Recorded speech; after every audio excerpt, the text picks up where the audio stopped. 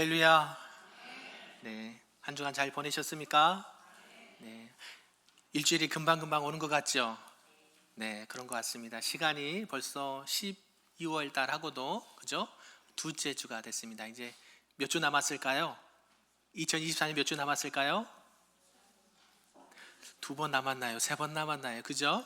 네, 3주 남았나요? 아무튼 우리가 오늘 이렇게 예배를 통해서 2024년이 이제 얼마 남지 않았음도 알고 또 내년을 준비하는 마음도 함께 가지면서 말씀을 함께 들었으면 좋겠습니다. 우리 이 시간에는 오늘 옆 사람과 이렇게 축복하면서 인사하면 좋겠습니다. 복음의 능력으로 승리합시다. 아멘. 네, 사랑하고 축복합니다. 또 인사해 볼까요? 사랑하고 축복합니다. 아멘. 네. 오늘 이제 지난주에 이어서요. 지난주에 혹시 말씀의 제목을 기억하신 분 계실까요? 무슨 능력이었는데요?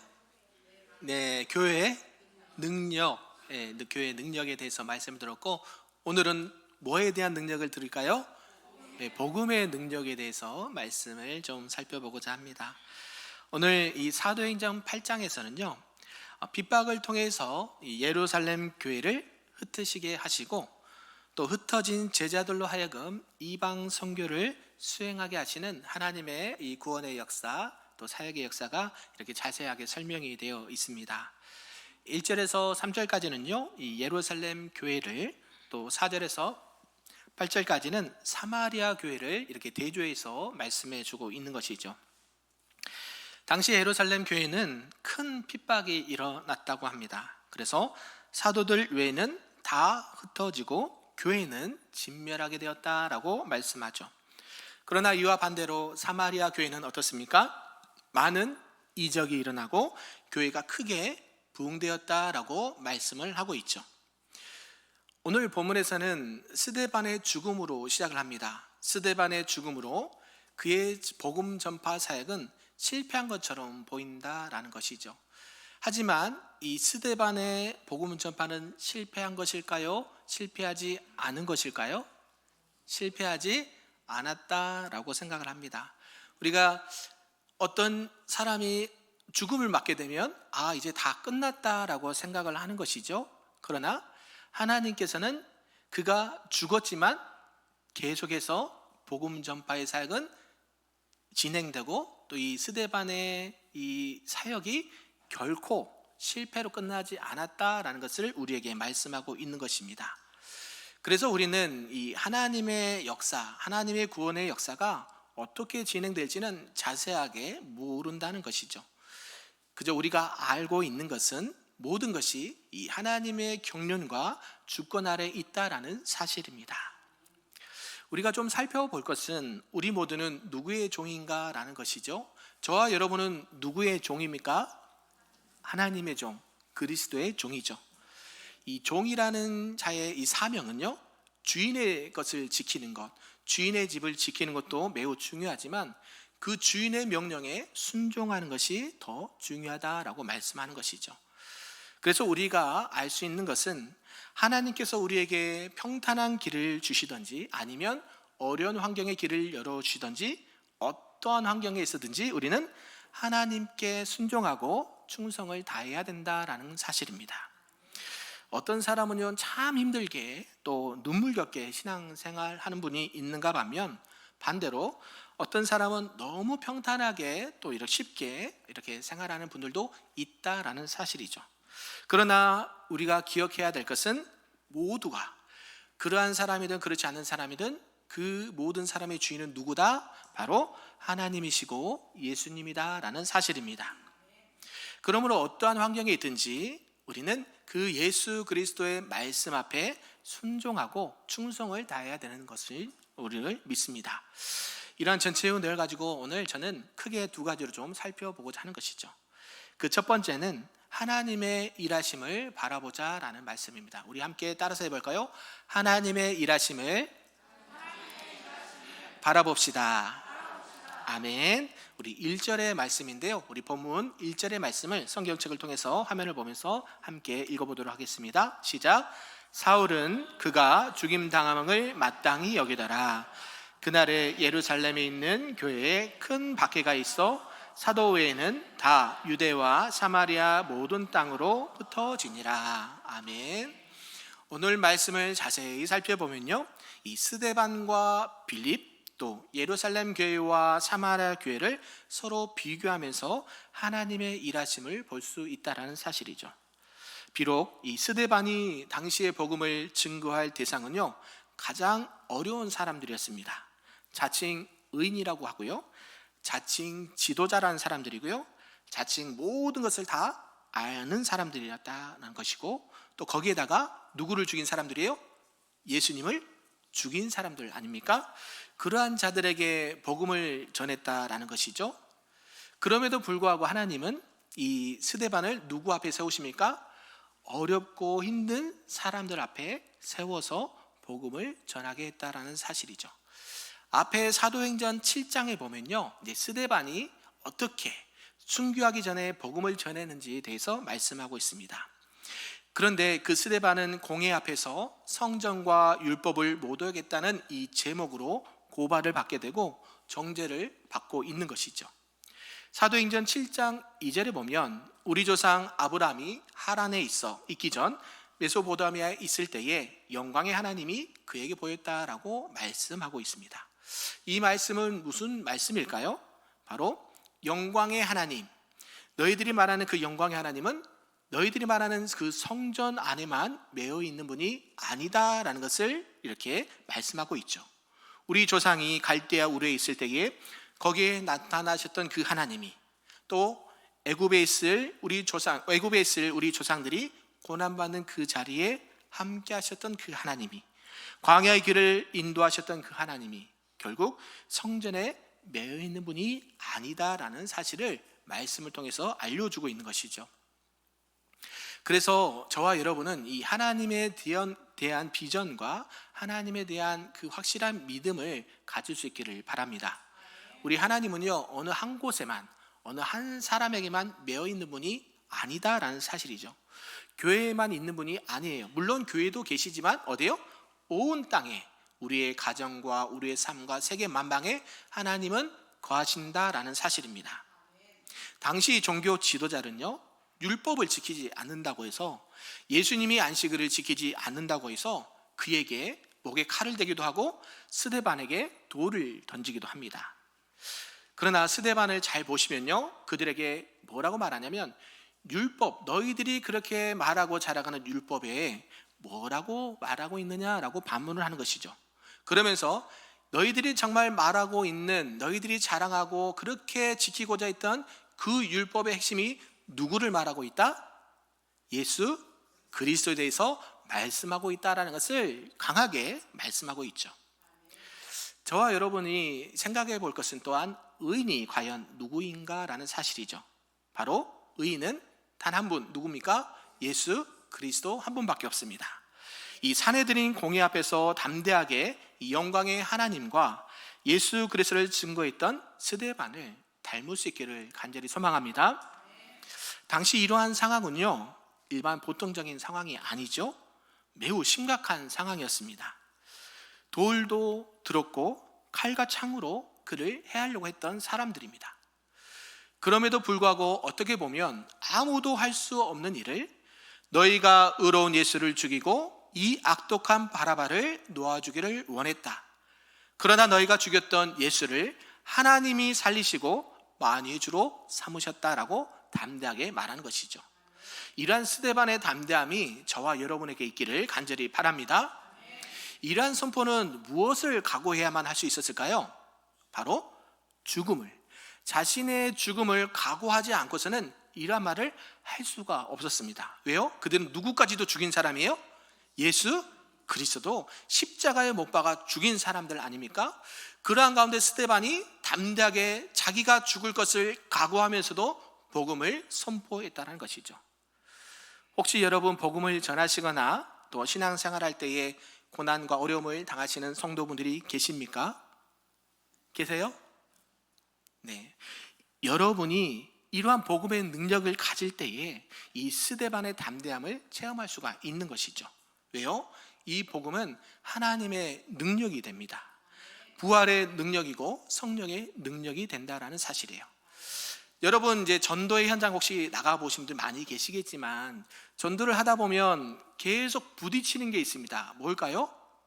반대에 부딪히는 거예요. 그렇죠? 여러분이 현장에서 복음을 전하거나 또 교회로 이렇게 인도할 때에 순순히 따라오던가요? 복음을 쉽게 받아들이던가요? 아니죠. 왜요? 항상 이 복음에는 반대하는 세력들이 있습니다. 그래서 내가 죽기를 각오하지 않으면 그것을 담대하게 전할 수가 없다라는 사실이에요. 그러나 그 능력이 나에게 있을까요? 없어요. 오직 누가? 예수 그리스도의 복음의 능력이 함께 하실 때에 담대하게 전할 수가 있다라는 사실이죠. 여러분 안에 복음이 살아있다는 것, 그것은 하나님의 능력이 함께 살아있다라는 말씀입니다. 우리 모든 교회 성도님들이 이러한 복음의 능력을 다 가지시기를 간절히 소망합니다.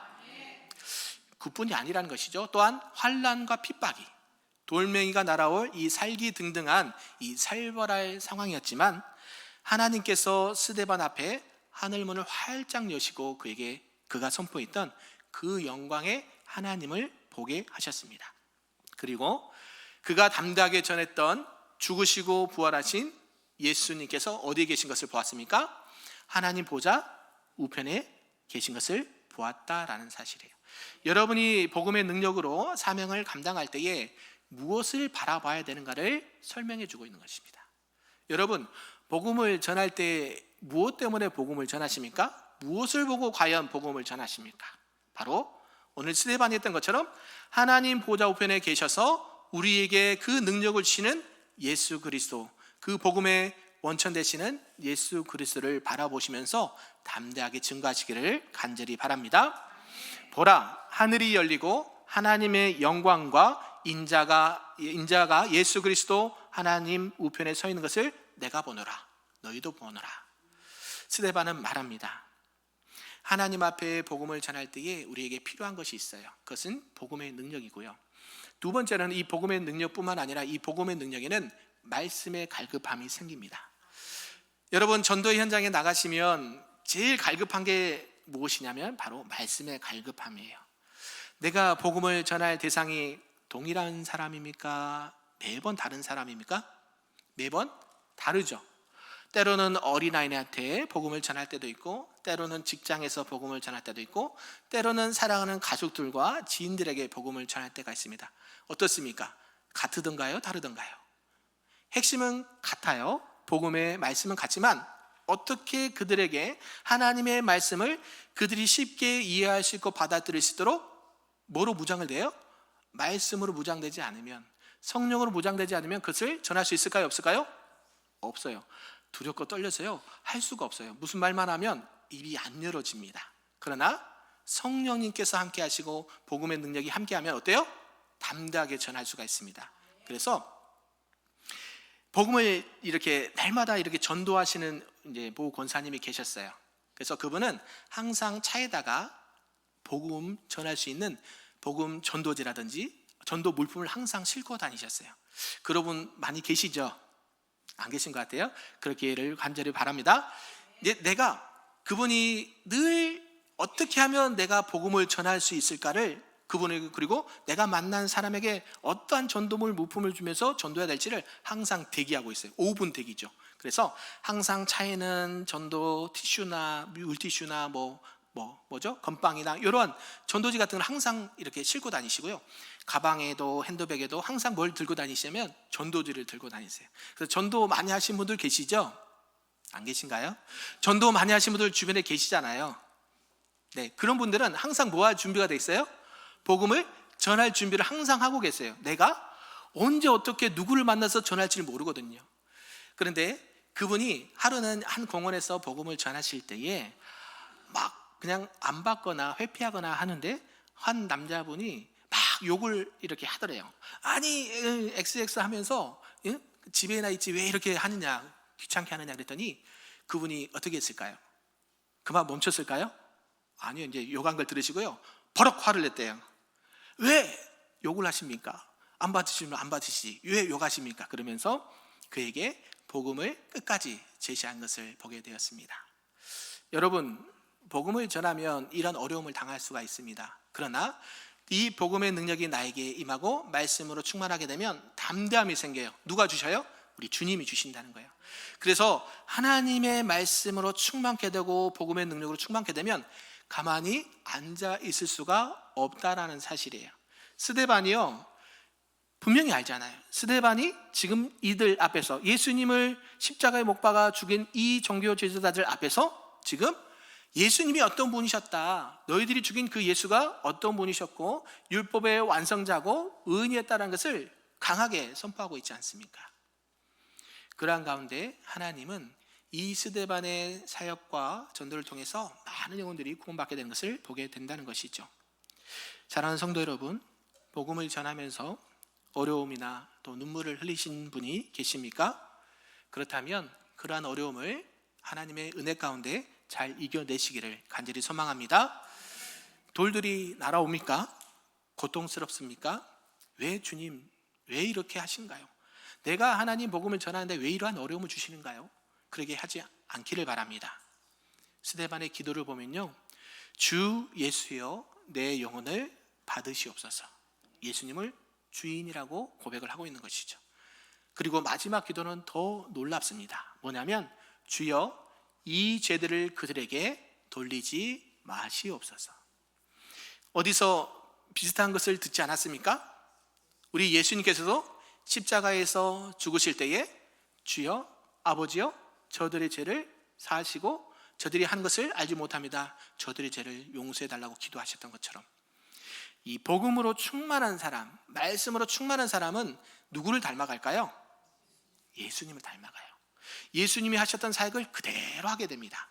그래서 여러분이 한번 뒤돌아보세요. 내가 어떠한 하루에 24시간 동안 누구를 계속 닮아가고 있는가를 살펴보면 합니다.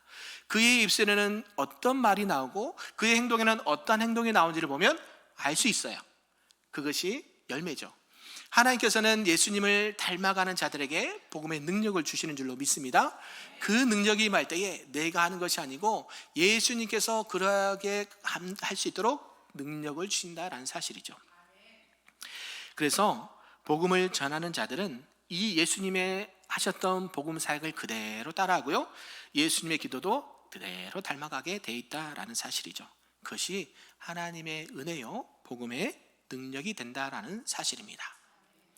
그러한 상황 가운데 예루살렘 교회를 살펴보자는 것이죠.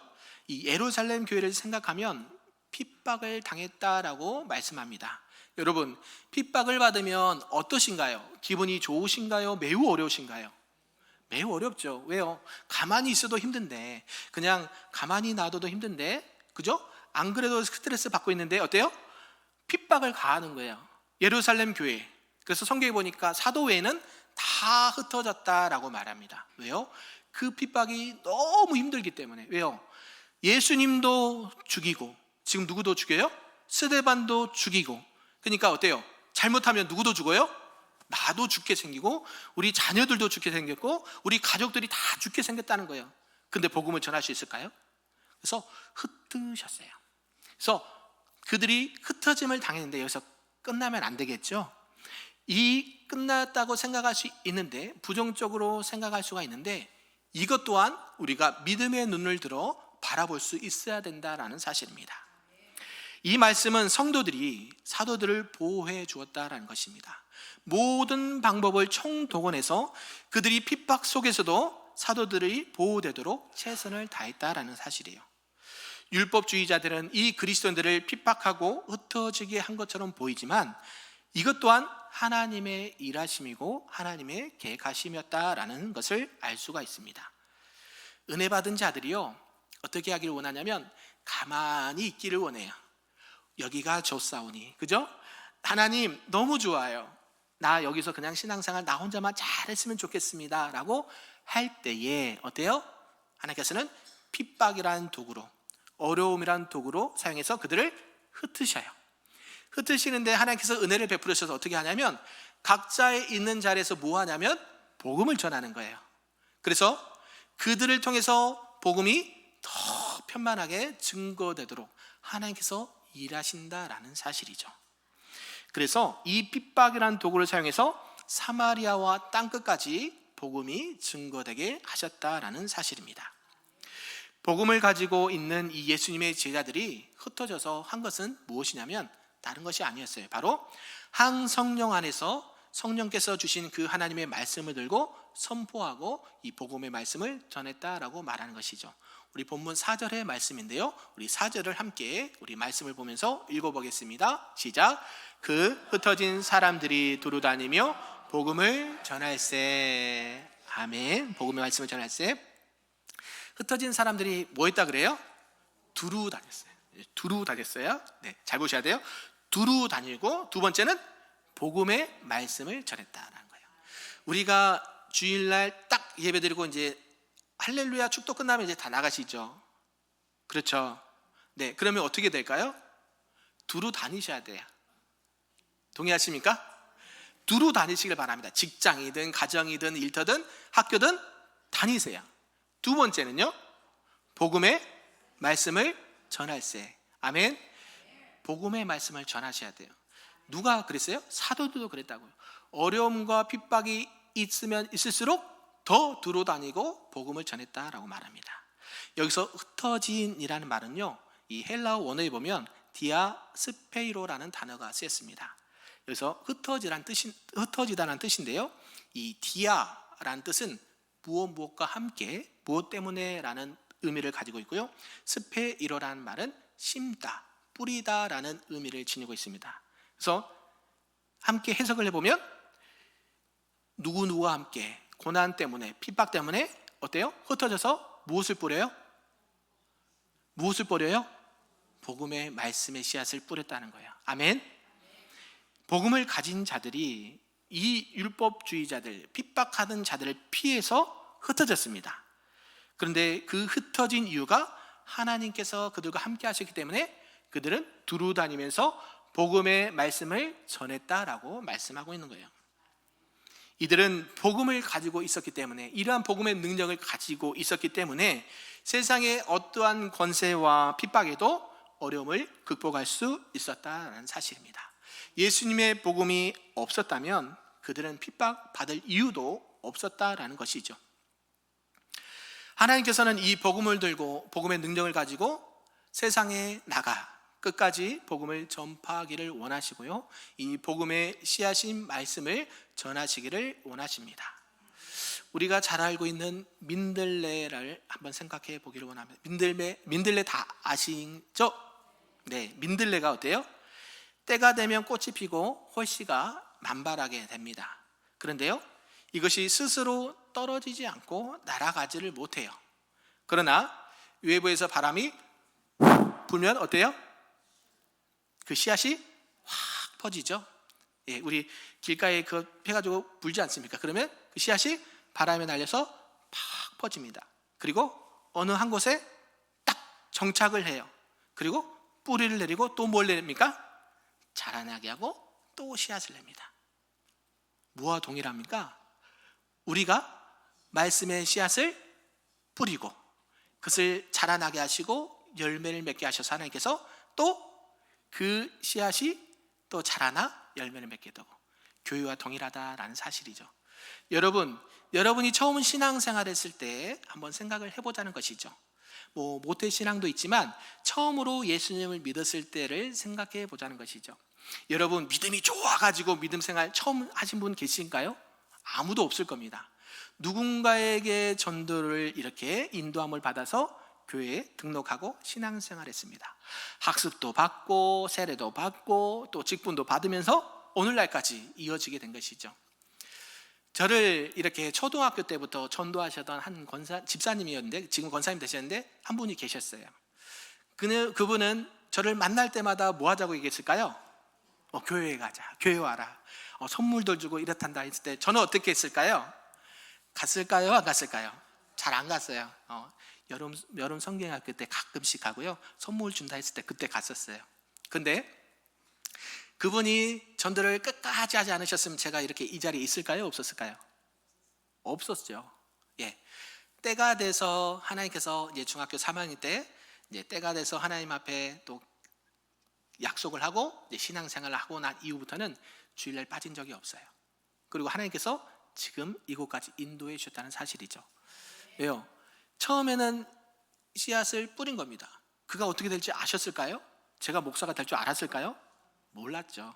그러나 하나님께서는 그 헌신, 전도의 복음의 씨앗을 심었을 때에 하나님께서 자라나게 하시고 열매를 맺게 하신다는 사실이에요. 이게 복음의 능력입니다. 복음의 능력은요, 계속해서 커가고요, 자라나고요, 확장되는 그러한 원리를 가지고 있어요. 그래서 여러분이 이 복음의 씨앗을 두루 다니시면서 뿌리시기를 간절히 소망합니다. 흩어지지 않으면 절대 확장될 수가 없어요. 복음을 가진 자들이 핍박을 받아도 흩어지게 되는 것은요, 바로 하나님의 일하심이고 하나님의 놀라운 계획 속에 있다라는 사실을 꼭 아시기를 바랍니다. 그래서 이 복음의 능력을 가진 사람들은 어떠한 핍박이 와도요, 흔들리지가 않아요. 환난과 핍박에도 그 복음은 자라나게 되고 확장되게 되는 줄로 믿습니다. 그래서 그것을 이길 수 있는 능력을 주세요. 그것이 복음의 능력입니다. 그래서 하나님 앞에, 하나님 나에게 이러한 능력을 더하여 주옵소서. 아멘이신가요? 복음의 능력을 더하여 주시고, 날마다 하나님의 말씀을 전할 때에 내가 필요한 게 뭐예요? 하나님의 말씀이에요. 갈급해서요. 그래서 여러분 성경을 배우지 않습니까? 우리 성경 통독반도 있으시죠? 없나요? 성경 통독하신 분 계시죠? 네. 제가 질문하겠습니다. 그거 왜 하세요? 네. 우리가 늘 생각을 해봐야 돼요. 교회에서 성경을 배우고 말씀을 배우고 교리를 배우고 훈련을 받아요. 왜 하세요? 그거를 늘 잊으시면 안 됩니다. 내가 하나님의 말씀을 마음판에 새기고 성경 66권이 딱 말씀 앞에 있으면 뭐가 생기냐면 담대함이 생겨요. 무슨 담대함? 복음을 전할 수 있는 담대함이 생긴단 말이에요. 내가 어떠한 사람을 만나도, 어떠한 이단을 만나도 진리 대신 생명 대신 예수 그리스도의 복음을 전할 때에 그들이 돌아오는 역사가 일어나게 된다는 사실입니다. 믿으십니까? 내가 전하는 것이 아니라 내 안에 계신 예수 그리스도의 복음을 전할 때에 그것이 열매를 맺게 하신다는 거예요. 그것을 보고 하는 거예요. 그냥 나 만족하기 위해서 하는 게 아닙니다. 동의하십니까? 하나님의 말씀을 배울 때 그래서 겸손히 배우시고요, 훈련을 받을 때 겸손히 배우시면서 하나님, 이것이 결국 복음의 증인으로 하나님 앞에 복음의 능력으로 살아갈 수 있도록 은혜를 주신 것을 감사하면서 배우시기를 바랍니다. 때가 되면 하나님께서 사용하십니다. 오늘 이 본문의 2절에 보면 경건한 사람들이 이 스데반을 장사하고 위하여 크게 울었다라고 말해요. 경건한 사람들이 스데반을 장사하고 크게 울었다라고 말하는데요, 이 표현도 보면 상황이 이럴 수가 없다라는 사실이에요. 지금 스데반만 죽인 것이 아니라 누구까지도, 예수님을 믿는 모든 사람들을 지금 잡아다가 죽이려고 하는 분위기인데요, 그럼에도 불구하고 거기서 크게 소리내서 울었다? 너 예수 믿는 사람이지? 라고 하면서 잡을 수도 있다라는 사실이에요. 그러한 그 가운데서도 크게 울었다는 것도 아마 복음을 전하는 하나의 방법일 수도 있다는 것이죠. 어떠한 의미가 담겨 있냐면, 나도 누구를 믿는 사람입니다. 예수님을 믿는 사람입니다. 나도 죽이려면 죽이십시오. 죽일 테면 죽여라. 이런 각오를 했다라는 것이죠. 얼마나 이러한 모습이 아름다운지 이러한 교회와 성도들이 되기를 간절히 소망합니다. 그래서 복음을 전할 때에 여러 가지 환난과 핍박이 있을 수 있지만 그것을 기쁨으로 받아들이시기를 간절히 소망합니다. 복음을 전하면서 어려움이 있을 때마다 흔들리지 말고 담대하게 이 하나님의 영광을 바라보면서 나아가시기를 우리 주님의 이름으로 축복합니다. 아멘. 자, 그러면서 오늘 예루살렘 교회의 많은 성도들이 핍박을 피해서 여러 지역으로 흩으셨고요, 그곳에서 복음을 담대하게 전했다라고 말합니다. 우리 하나님의 일하심은요, 바로 이런 것이에요. 사람의 생각으로, 이성으로 판단했을 때는 도저히 안 되고 막히고 멈춰야 되는 상황이지만, 하나님의 일하심은 그것을 통해서도 땅끝까지 복음을 전하는 귀한 도구로 사용하셨다라는 사실입니다. 그렇게 땅끝까지 이르러 내 증인이 되라는 말씀 앞에 순종함으로 나가는 우리 모두가 되기를 축복합니다. 두 번째인데요, 두 번째는 이제 두루 다니면서 복음을, 말씀을 전파하다라는 말씀이에요. 처음에는 하나님의 일하심을 바라보자 했잖아요. 두 번째는요, 두루 다니면서 복음을 전한다라는 말씀이에요. 우리 4절 아까 읽었지만 다시 한번 읽어볼까요? 시작. 그 흩어진 사람들이 두루 다니며 복음의 말씀을 전할세. 아멘. 한편 생각해보면 우리가 그렇게 잘 믿고 좋았는데 하나님 왜 우리에게 이렇게 고난을 어려움을 주십니까? 라고 질문을 할 수 있습니다. 직장도 잃을 수도 있고요, 또 경제적으로 손실을 볼 수도 있고요, 또 승진에 막힘도 있을 수 있습니다. 근데 그들은 원망하지 않았다라는 사실이에요. 다 버리고 살기 위해서 도망간 상황에서도 그들은 자기들이 해야 될 첫 번째 일이 무엇인지를 알았다라는 것이죠. 흩어지면서도 도망가면서도 복음을 전하는 것을 멈추지 않았다라는 것이에요. 이것을 어떻게 보면 인생의 큰 위기일 수도 있고요, 또 핍박이고 고난이지만 이 복음의 증인의 사명을 다하고 예수 그리스도 앞에 충성되이 순종하며 나갈 때에 그 핍박과 고난도 뭐로 바꾸시냐면 하나님의 축복으로 바꿔주신다라는 사실입니다. 오늘 본문에 빌립과 이 사마리아를 좀 보려고 합니다. 빌립은요, 이제 사마리아 성에 내려가서 복음을 전했다라고 말해요. 그것도 쉬운 일일까요? 어려운 일일까요? 어려운 일이었어요. 왜냐하면 이 사마리아 지역은요, 당시에 유대인들이 상종도 하지 않은 지역이고 사람들이었습니다. 어떤 이방인들보다 더 더럽게 생각했던 자들이고요, 인종적으로나 또 신앙적으로나 도덕적으로 모든 면에 있어서 때로는 개와 돼지처럼 취급을 했던 사람들, 그들과 밥상을 같이 겸하여 먹지도 않았던 사람들이었어요.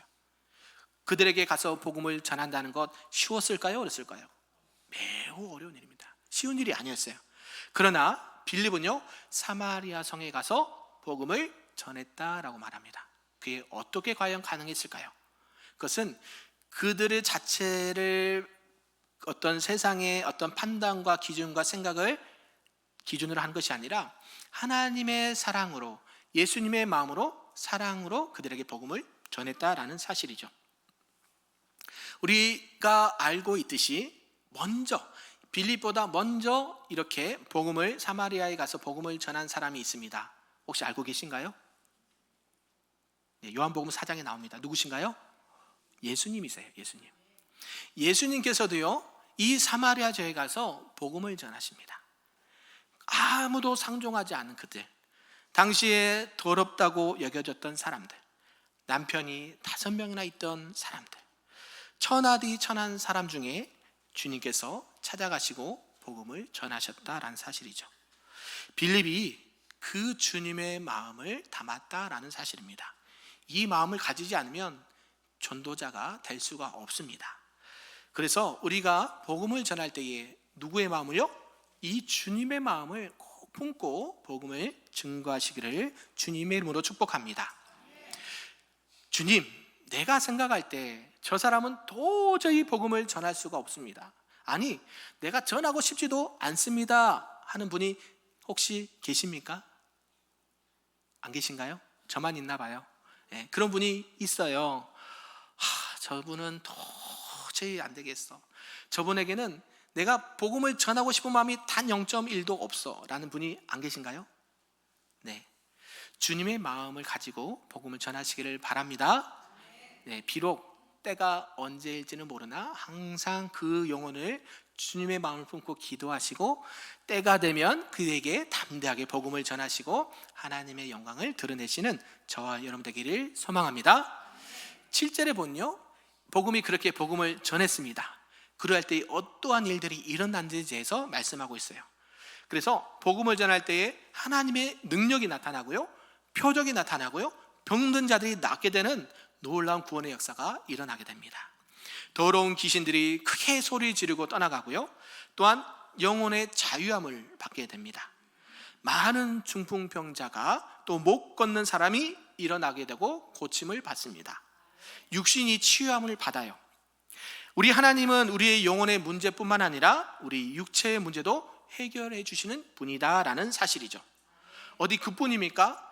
가정도 치유하시고요, 사회도 치유하시고요, 나라와 민족도 치유하시는 하나님이다라는 사실이죠. 어디에? 복음을 전할 때에 그러한 능력이 나타난다라는 사실입니다. 우리나라가 어려움을 좀 겪고 있죠. 그러나 우리의 진정한 지도자요 통치자는 누구십니까? 하나님이세요. 그래서 하나님 앞에 국률을 구하시면서 기도하셔야 돼요. 오늘 장로님께서도 기도하셨지만 그러한 기도를 하나님께서 들으시고 이 나라 민족을 국률이 여겨셔서 회복시켜 주실 줄로 믿습니다.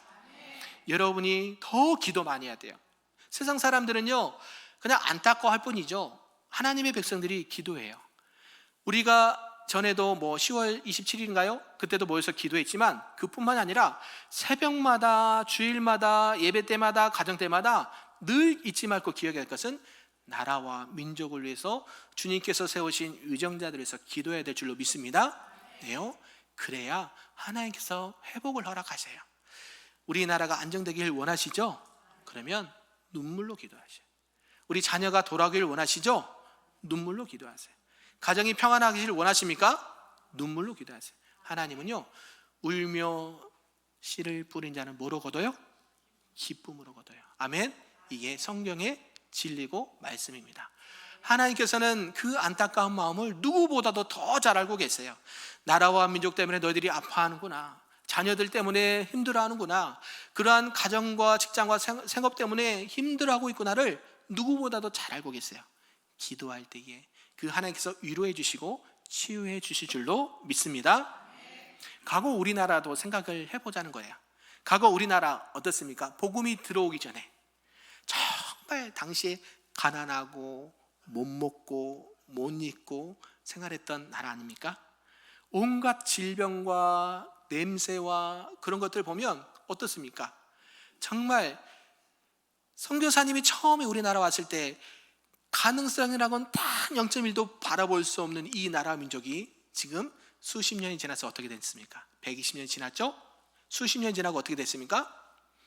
정말로 세계가 부러워할 만한 경제 대국이 됐습니다. 동의하신가요? 네, 세계 10대 안에 경제 대국입니다. 우리나라가. 또요, 그것뿐만 아니라 세계 선교를 감당하는 손가락 안에 든 나라가 되었어요. 이게 하나님의 일하심이고 복음의 능력인 줄로 믿습니다. 선교사님들이요 이 땅 가운데 들어와서요 복음을 담대하게 전하지 않았다고 한다면 이게 과연 있을 수 있었던 일일까요? 저기 마포구 합정동에 가면 양화진 선교사 묘역이 있습니다. 혹시 가보신 분도 계실 거예요. 거기 가면 많은 선교사님들과 목회자들과 자녀들과 그 영혼들의 무덤이 있습니다. 거기 가서요 회개하고요 거기 가서 더 복음의 사명을 붙들고 올 때가 많이 있습니다. 그렇게 어려운 나라, 힘든 나라, 가난한 나라가 변화되고 지금은 세계 IT 강국이고 경제 대국으로 이렇게 바꿔주신 분이 누구세요? 하나님이세요. 동의하십니까? 하나님은 이렇게 우리에게 은혜를 베풀어 주신 분이세요. 제가 전에 이렇게 사역을 할 때 한 가정에 장례가 나서 위로 예배를 드린 적이 있습니다. 그러나 이제 그 가정은 그 집사님만 빼고 나머지 가족들은 다 안 믿는 불신 가족들이었어요.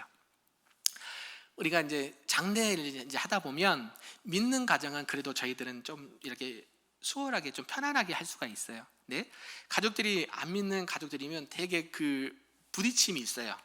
왜냐하면 말씀을 해도 과연 어떻게 받아들일까? 괜히 또 믿는 가족과 안 믿는 가족과 이렇게 또 분쟁이 일어나지 않을까? 그런 노심초사하는 마음이 있는데 제가 그곳에서 이렇게 말씀을 드렸습니다.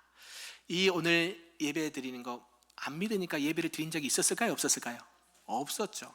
그래서 사랑하는 유가족 여러분, 이렇게 여러분 부모님이 이렇게 돌아가셔서 위로 예배를 하나님 앞에 드립니다.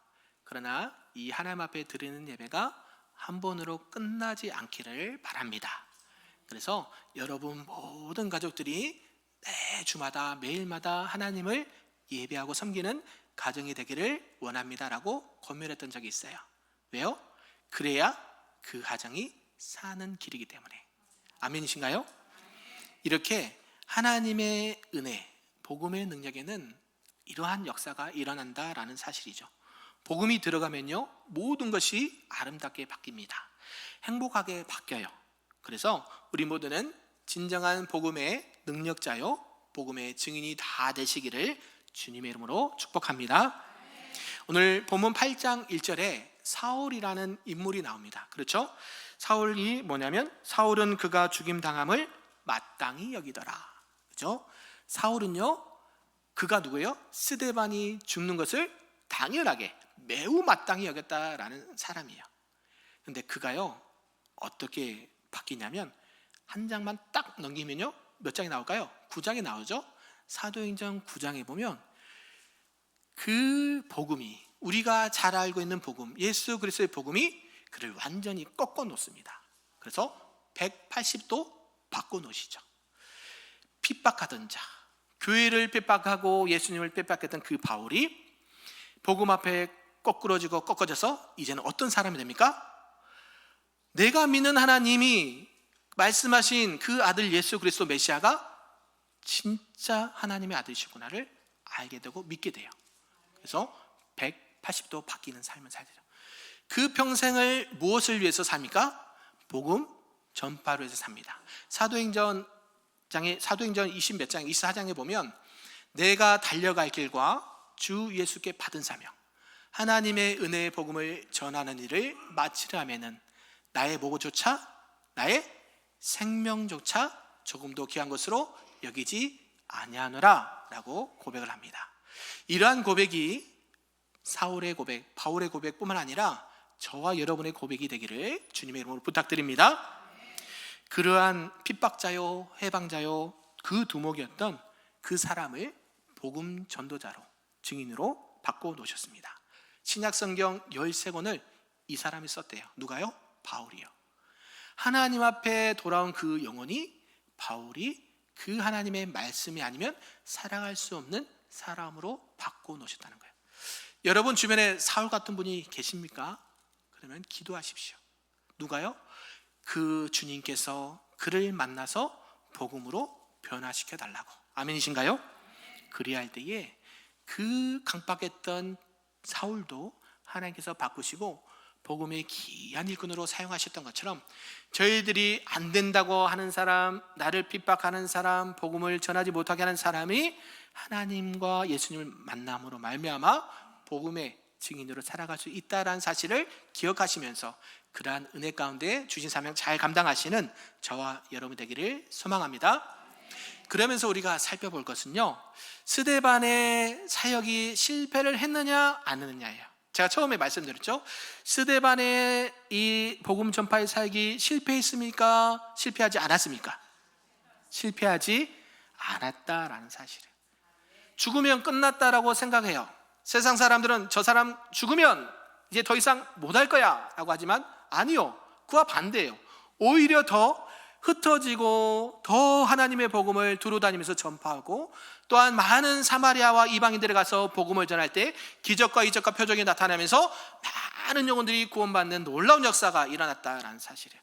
그러므로 스데반의 복음 전파의 사역은 실패가 아니라 성공 중에 대성공이라고 말할 수가 있다는 것이에요. 믿으십니까?